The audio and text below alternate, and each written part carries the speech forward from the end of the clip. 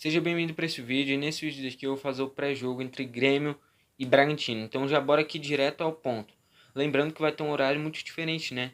Quinta-feira, 9h30, todos os jogos do Brasileirão para fechar o Brasileirão. Vai ter muitos jogos importantes ao mesmo tempo. Por exemplo, vai ter o jogo do São Paulo contra o Flamengo, vai ter o jogo do Inter contra o Corinthians, vai ter Vasco e Goiás, vai que surge um 12-0 do Vasco, né? Mas a gente vai focar, óbvio, nesse jogo do Grêmio. Então, antes de tudo, tem algumas informações que são as seguintes. O Grêmio está levando alguns jogadores da base, como por exemplo o Breno no gol, os zagueiros Heitor e Emanuel, na lateral esquerda o Guilherme Guedes ainda é dúvida, não tenho essa informação se ele foi mesmo. O meio de campo Lucas Araújo, Jonathan Varela e Fernando Henrique, e os meias Pedro Lucas e Rildo. E talvez possam ir alguns a mais também. E é dúvida ainda também o Vitor Bobson. De acordo com o GE, ele foi cortado, mas teve algumas polêmicas. E o Vitor Bobson mesmo comentou em uma postagem falando que era fake news. Então eu não sei se o Vitor Bobson vai para esse jogo. Fica essa dúvida.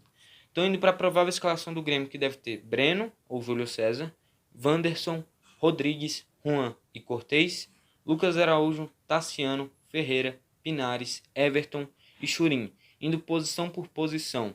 No gol, provavelmente o Breno, eu vejo mais futebol no Adriel e no Vinícius Machado, acho que os dois poderiam ter oportunidades um pouquinho antes e eu buscaria emprestar o Breno para a próxima temporada, mas ele é bom goleiro. E se for o Júlio César, seria na teoria a última partida dele. Então eu não reclamaria tanto se fosse o Júlio César no lugar do Breno, porque seria basicamente a despedida dele. Então eu acho que isso é bacana por mostrar respeito com o jogador. Mas aí fica essa dúvida, né? Breno ou Júlio César. Eu acho que eu não reclamaria independente da escolha desses dois. Lateral direito, o Wanderson já devia estar na equipe principal como lateral direito titular. Mas Renato insiste no Vitor Ferraz, então vai ter que continuar. A dupla de zaga, Rodrigues e Juan, já é melhor do que Paulo Miranda e David Braz, isso eu não tenho dúvidas. Não tenho tanta confiança no Rodrigues, mas no Juan eu vejo muito futebol. Até porque eu também vejo no Rodrigues, mas ele vem falhando. E no Juan falta oportunidades, então essa é a chance dele. Cortez, eu acho que agrega muito pouco comparado com o que, por exemplo, o Guilherme Guedes poderia agregar e o que o Matheus Nunes poderia agregar, mas o Matheus Nunes foi emprestado. No meio de campo, Lucas Araújo, bom jogador também, tá recebendo por agora essa oportunidade, muito provavelmente, mas para mim ele é um dos que tem menos futebol dessa nova, não gosto de falar safra, mas dessa última geração do Grêmio de volantes, porque, por exemplo, tem um Sarará, a gente tem um Vitor Bobson, tem um Jonathan Varela, tem um Fernando Henrique, tem um Bitelo, e eu vejo muito mais qualidade nesses jogadores do que propriamente no Lucas Araújo. Não vejo muito futebol nele, mas ele, basicamente, né, a principal virtude dele é a dedicação e a vontade. Ele se esforça bastante, corre bastante e basicamente vai ser esse primeiro homem como esse primeiro volante. Depois o Tassiano, que é o Tassiano, né?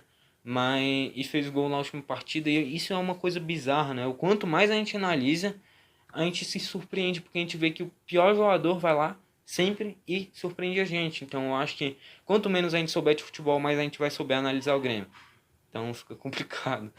E pode ir o Fernando Henrique no lugar dele. Tomara que vá, porque o Fernando Henrique tem muito futebol. Porém, eu acho que a escolha mais óbvia seria o Tassiano. Ferreira na direita, ainda não entregou como titular. Pinares como esse 10, Pinares ou Isaac. Tomara que vá entre esses dois o Pinares. O Isaac não está entregando como esse camisa 10 e o Pinares precisa de ritmo. E eu acho que o Isaac pode entrar como um falso 9, basicamente num 4-4-2 também podendo ser. No segundo tempo, se o Grêmio precisar atacar, se bobear até se defender também. Indo para a ponta esquerda, o Everton. Ele não é a resposta. Por que você não tem, por exemplo, um Léo Fenga, um ponta da base? Mas o Everton não vai ser a solução. E o Churin como centroavante. Eu queria que o Ricardinho fosse para essa partida. Não tenho certeza se ele vai. Eu queria que ele fosse, porque ele tem muito futebol e faria muita diferença.